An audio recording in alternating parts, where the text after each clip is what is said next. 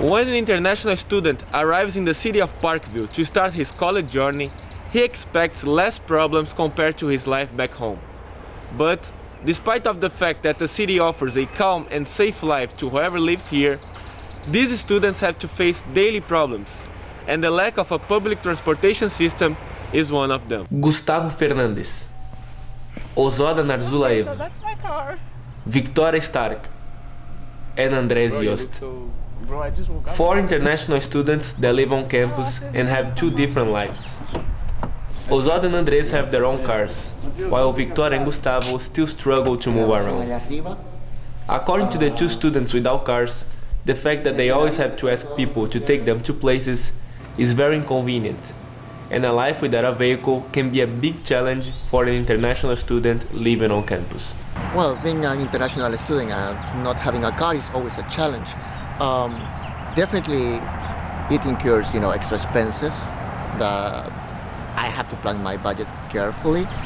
Also, it's a question of timing, because that means I have to recur to other people to do it. That's very inconvenient. You feel isolated, and you always have to ask somebody to drive you. You always have to, because I don't have a car, I don't even have a driver's license, so I'm stuck.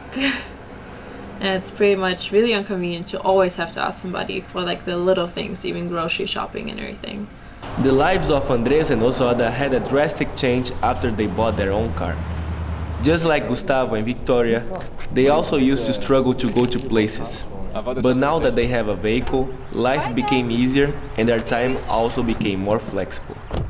It became more flexible, and it's easier for me to go anywhere I need and I want, and now I can actually also help others who do not have cars, so I'm more flexible now than I was before.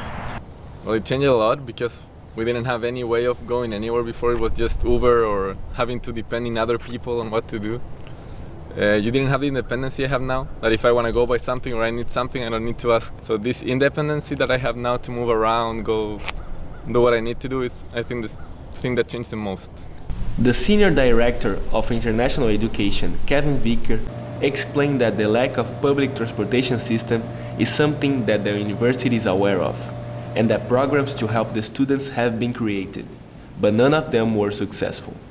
So there's been historically a few things that we've tried. Most recently, we had a enterprise rideshare program with a couple of rental cars, and that was used by a few students, but not a lot of students. And you needed to have a driver's license to do that. And so there were some barriers there to making that accessible to all the students. Some of the issues that revolve around parks sustaining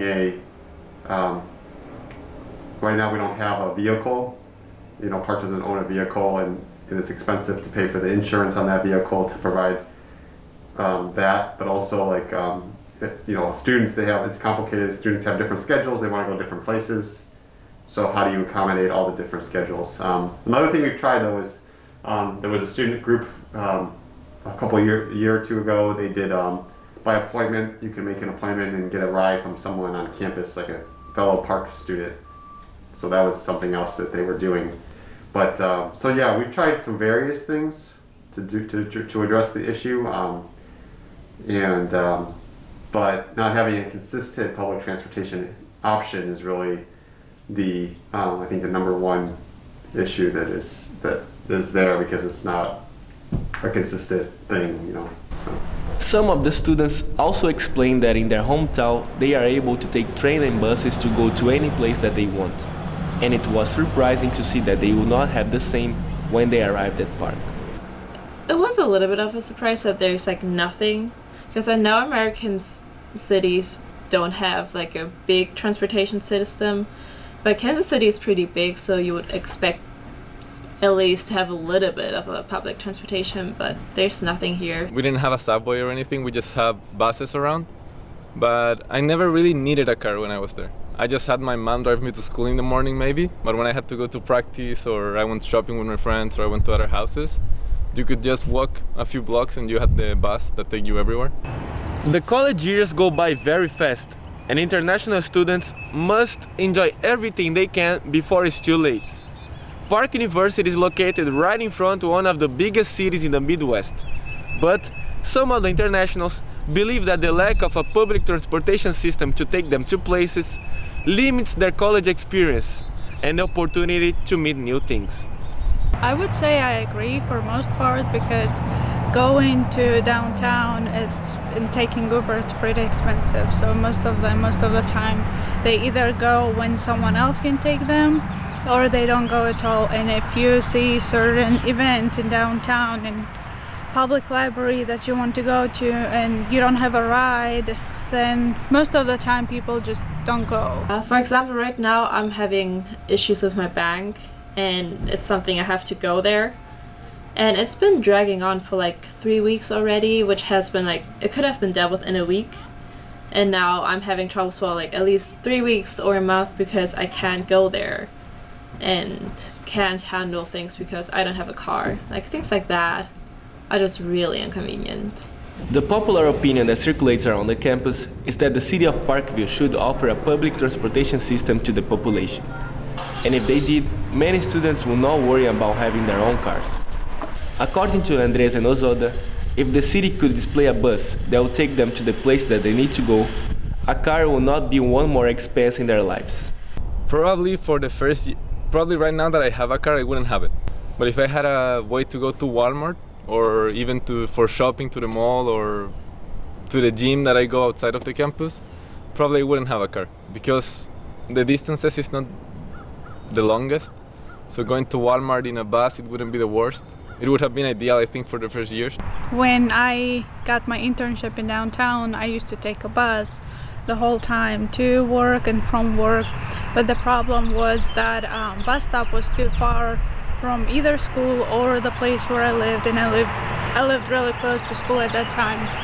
And I think if bus would, take a little route to Parkville, it would make my life easier and I didn't have to buy a car. The senior director of international education said that the city's administration and the university staff had meetings in the past to discuss a public transportation system for the city, but an agreement was never reached. I've had a meeting a couple of years ago with some folks from the transportation authorities. So there's a few issues. Number one is the rider volume, that they look at. So they look at potential rider volume.